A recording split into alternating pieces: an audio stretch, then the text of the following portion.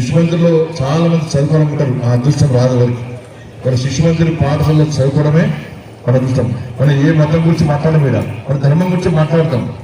ఇలా కొన్ని పాఠశాలలు ఏం చేస్తున్నాయి, మీ దేవుడు లేడు, మా దేవుడు ఉన్నాడు, మా మతం మార్చాలి, అందుకే మా స్కూల్ అడ్మిషన్ ఇస్తామంటారు.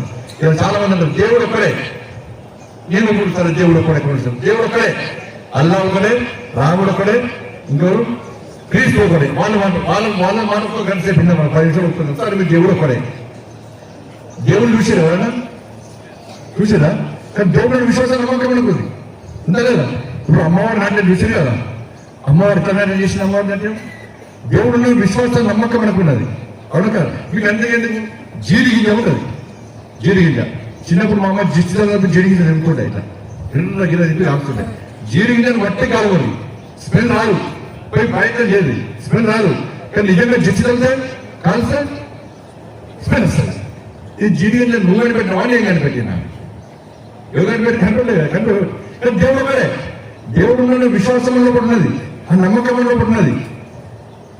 కానీ నేనేమంటున్నా అంటే, దేవుడు ఒక్కడైనప్పుడు దేవుడు దైవ నిర్ణయం అంటాం మనం. దేవుడు నిర్ణయం చేశాడు, నువ్వు హిందువుగా ఉంటు, దైవ నిర్ణయం, నువ్వు హిందువుగా ఉంటు, దైవ నిర్ణయం. మరి దేవుడు నిర్ణయం తీసుకున్నాక దైవ నిర్ణయం జరిగిన తర్వాత హిందువుగా గుర్తు అంటున్న తర్వాత కొంతమంది ఏం చేస్తారు, నీ కళ్ళు పోతే కళ్ళు ఇస్తా, కాళ్ళు పోతే కాలు ఇస్తా, గుండె పోతే గుండె ఇస్తా, ఇంకెవరు అన్ని ఇస్తా, నా దగ్గర రా అని కొంతమంది చెప్తారు. అప్పుడు ఏమంటారు, అరే మీ దేవుడు లేడు, మా దేవుడు ఉన్నాడని చెప్పి కొంతమంది చెప్తా ఉంటారు.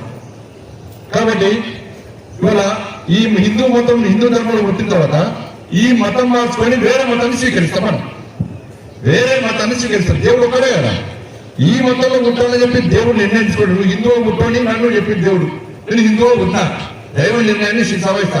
ఇది కాదని నేను పోయి వేరే మతాన్ని స్వీకరిస్తా. దేవుడు ఒకడే కదా. అప్పుడు వాళ్ళ దేవుడు ఏమనుకుంటాడు, అబ్బా బండి సంజయ్ టీచర్రా, వాళ్ళు గెలిచారా, ఈయన దైవ నిర్ణయం. వాళ్ళ దేవుడు ఏం చేసాడు, హిందువు పుట్టని చెప్పి నేను నిర్ణయించిన వాళ్ళ దేవుడిని మోసం చేసి మోసం చేసి ఏం తెచ్చాడు, మళ్ళీ మనకు తెచ్చాడు.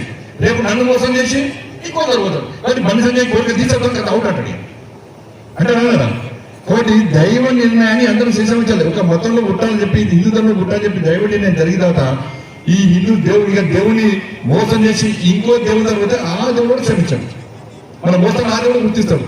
కాబట్టి మత మార్పులు చేసేవాడు ఆలోచించాలి. నేను పోయినా మొన్న కూడా ఎగ్జాంపుల్ చెప్పిన, ఒక ఊరికి వెళ్ళాను. ఒక ఇంజనీరింగ్ విద్యార్థి నాయకు వచ్చి ఒక తండ ఆ విద్యార్థి నాయకు వచ్చి ఏం చెప్పినట్టే, అన్న ఒక్కసారి మా తండాకు ఒక స్వామీజీ పిలుచుకురా అని చెప్పాడు. పంపన్నా అన్నాడు. ఎందుకు అన్న, స్వామీజీ బిజుడు ఎందుకు రావాలి అన్న. నువ్వన్నా రా అన్నాడు. ఏం రావాలి, ఏం జరిగిందో చెప్పు అన్నా. అన్నా నేను మా ఊర్లో ఒక హనుమాన్ దేవాలయం కడదామనుకున్నా. ఒక హనుమాన్ దేవాలయం కడదామని చెప్పి మొత్తం ముహూర్తం డిసైడ్ చేసుకున్నాం, సమావేశం అనుకున్నాం. అంత అనుకున్న తర్వాత ఇద్దరు వ్యక్తులు వచ్చి మా ఊర్లో ఉన్న ఇద్దరు యువకులకు కొన్నారు, పైసలు ఇచ్చుకున్నారు. తిండికో దేనికో ఇబ్బందులు. బైకులు కొనిచ్చిన వాళ్ళకి ఇద్దరు యువకులకు బైకులు కొనిచ్చి వాళ్ళకు పైసలు ఇచ్చి వాళ్ళకి కొన్నారు.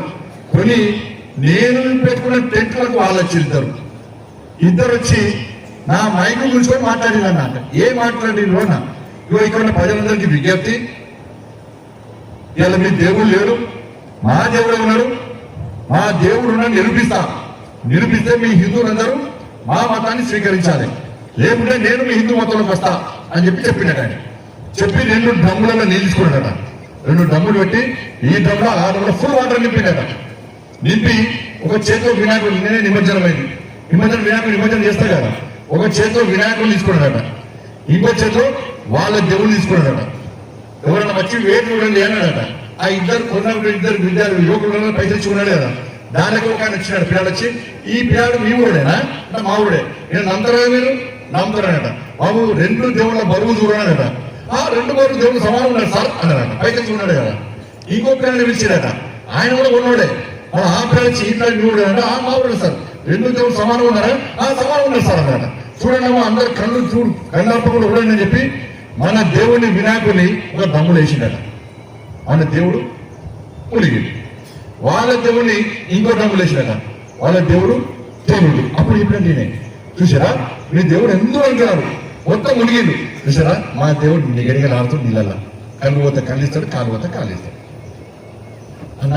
ఇట్లా చెప్పగానే 20% పబ్లిక్ మొత్తం కన్వర్ట్ అయిపోయారని అని చెప్పాను. కన్వర్ట్ అయిపోయాను అని చెప్పాను.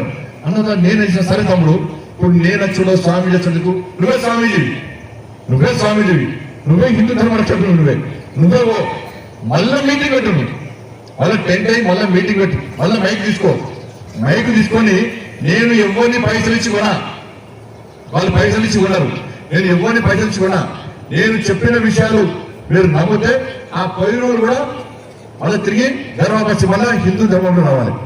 మీరు నమ్మకుండా నేనే మాత్రం మార్చుకుంటా చెప్పి 2 డ్రమ్ములు తీసుకోమన్నా, 2 డ్రమ్ములలో ఫుల్ వాటర్ పోయి ఒక వంట గిన్నె తీసుకో, వంట గిన్నె తీసుకొని ఒలువు.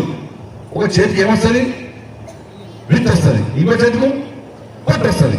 నువ్వు విత్ డ్రమ్ములే ఏమవుతుంది, మునుగుతుంది కూడా కదా, మునుగుతుంది. పొట్టు ఇంకో డ్రమ్ములే ఏమవుతుంది, నువ్వు విత్తు తింటావా పొట్టు తింటావా? మా దేవుడు విత్తు, మీ దేవుడు పొట్టు పక్కబడేసి దేవుడు